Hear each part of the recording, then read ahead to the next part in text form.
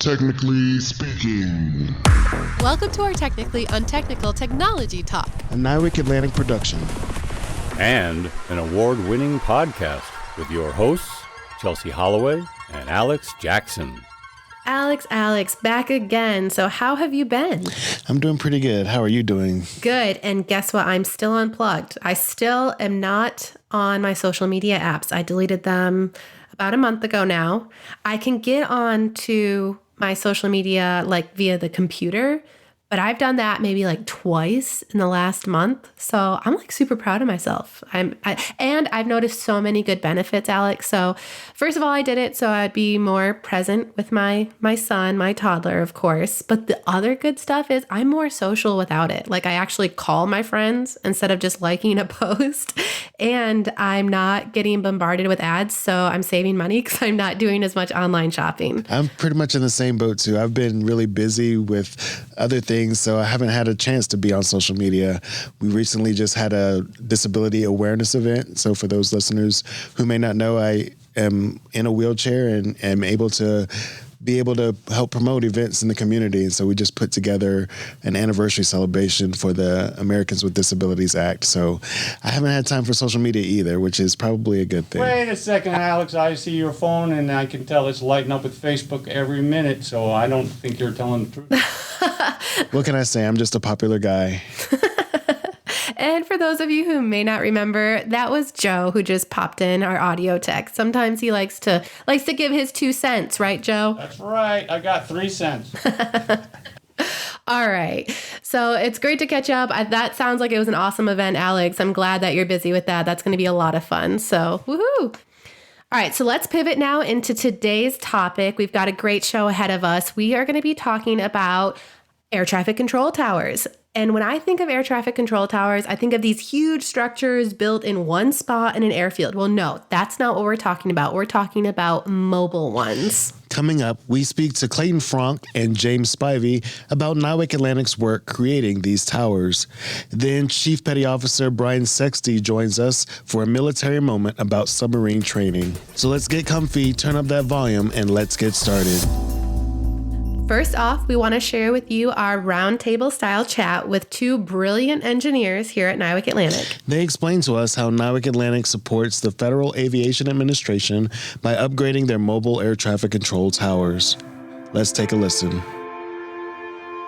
Welcome. Thank you for joining us on this podcast. First, can we just have you guys introduce yourselves and tell us your official title here at NIWC Atlantic? Yeah, I'm Clayton Fronk. I'm the ATC Special Programs IPT lead. And I'm James Spivey. I'm an electrical engineer working for Clayton, ATC Special Programs. Wonderful. Can you tell us a brief story of how NIWC Atlantic became involved with building mobile ATC towers? So our history with the mobile towers is our IPT focuses and specializes on mobile transportable assets for the Air Force. So when the FAA needed to get some assets, they got word that we were building these things and approached us to start building both a large and a medium mobile asset. Right, and that effort goes back probably as early as 2004, 2005. We work for air traffic control for the Navy. They call that SHORE, ATC, and we've done it for years and years and years. And when we went to war over in Iraq, we stood up this small group to support the Air Force and the Marine Corps. And we built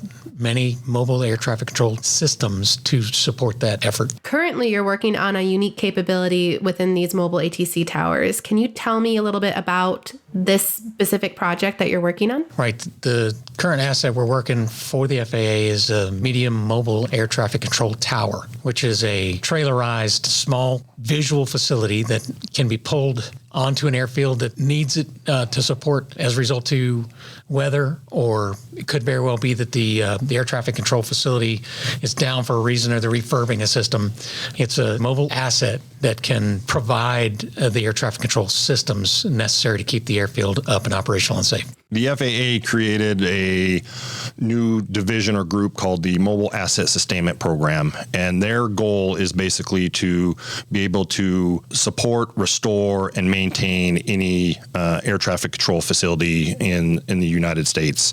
So these mobile assets were created specifically to go out and support a brick and mortar air traffic control tower that had been damaged, is getting a refurb, or is just in op. So having these towers in a smaller sense. So you're taking this large scale tower that most of us think of when we think of an air traffic control tower. You've made it smaller, but you have just as good capability of being able to be safe in the air and provide what pilots or whoever is using them need to maintain that safety. Is that correct? That's correct. And the mission of a tower on an airfield is to visually guide planes to the ground and then control things on the ground. This asset is a smaller asset. It has smaller capabilities for communications, and its purpose is to provide air traffic control at smaller airfields like executive airports and, for instance, adjunct airfields on the West Coast where they would be controlling firefighting efforts. And these can fit on a C-17, right? Yes, they could. So the large mobile tower that we built and completed in 2019 is a 55-foot tow-along trailer that we did get an Atlas certified letter to go onto a C-17 to be moved into different locations. Our current medium has not had that certification as of yet, but it is smaller size, so it could go on an aircraft once it's certified. Oh, absolutely. So I understand these towers that you're creating are used for civilian use with a partnership with the FAA, but are they beneficial to the warfighter? Here in America, the military shares many airfields with the FAA and the civil control, the safety program controlling air traffic control in the sky. If for any reason there was an outage for a tower, it's very conceivable that this medium asset could be rolled in and perform certain air traffic control functions for those towers. Certainly here in America, we could stand back up that dual element at those shared locations. So a lot of the military sites in CONUS are using our shared assets with civilian sectors. So a lot of test and evaluation. Just for those listening, CONUS means stateside. Yep. Sorry. A lot of the test and evaluation and training sites and locations that the military uses do share civilian airspace. And so if a civilian tower was damaged or destroyed and the FAA moved this in, it would directly affect the military aircraft in the air at those locations. It's not a bad thing to ensure that we have a backup. So I'm glad NIWC Atlantic is a part of that. In fact, the systems that we were working for the FAA previously, which was, we built the 3 large systems for the FAA. We currently actually have one of those down at Military Airfield in Homestead that they're using to control the airfield while they're rebuilding their tower down there. It's been down there approximately a year. So that is in direct support of the warfighter. We are now in hurricane season, and how are these towers used to track or prepare for hurricanes or any other natural disasters? So currently we are still integrating and building the medium mobile towers. The 3 large mobile towers have been delivered and fielded to the FAA. They stage and position these at different locations around the country so that if a hurricane or tornado or other natural disaster takes out an airfield, the FAA is quickly able to respond and get the tower moved into that location for backup. About how quickly can you all prepare to send one of these out to a natural disaster area? I would estimate that you could probably get this system up and operational within 3 days. And how does that make you all feel to be a part of this impact and helping in a time of need such as a natural disaster?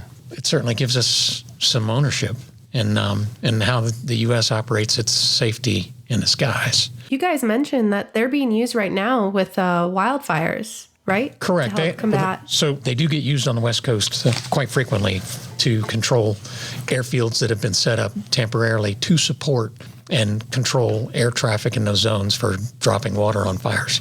The FAA's mobile fleet is decades old, and so the systems we're building and integrating are kind of a next generation, new capability system to replace these old, antiquated towers that they have. It must make you feel so proud to know that your work and NIWC Atlantic being involved make the FAA strong against a wide range of scenarios, including natural disasters. Can you elaborate on how it makes you feel to be a part of that? So the ATC Special Programs team, we've got a great team that's very dedicated and very humble about the work that they do. So they are a group that is going to do whatever it takes to help others out. So as an IPT lead, it is great. I have a great working relationship with the team, and I'm proud every day I go home that the team does everything they do, both for the civilian sector as well as the warfighter. I would say that every one of our teammates are knowledgeable, but they're also mission oriented. Many of them are former military. They understand the importance of the ATC mission. Where there's a need, they're going to step up. Whether you can call that proud, I think it's just mission. It's a way of life for most of them. Exactly. What inspired you all to get into this field of work? I needed a job.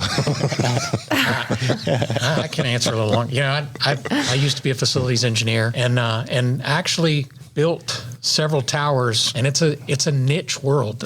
The people that are involved with ATC, they don't tend to move to other locations. It's very specific, 1,000 acronyms that it takes you about 2 years to learn a small portion of, right? But once you're integrated into the ATC community, you kind of stick there. In our world, it's not just ATC, it's C2 in support of the military. And what is C2 again? Command and control. So my previous experience was working for NavAir on the F-18s, and I've always wanted to be involved in the air traffic control aircraft world in some fashion. So why? It's just exciting. I don't know what else to say. I thought it would be a good challenge and a good opportunity to help other people. It is kind of important to note how special programs stood up. In Iraq and Afghanistan, we had a requirement to span the tactical air traffic control systems that the military had put in place as a result of the war. Those military systems don't last forever.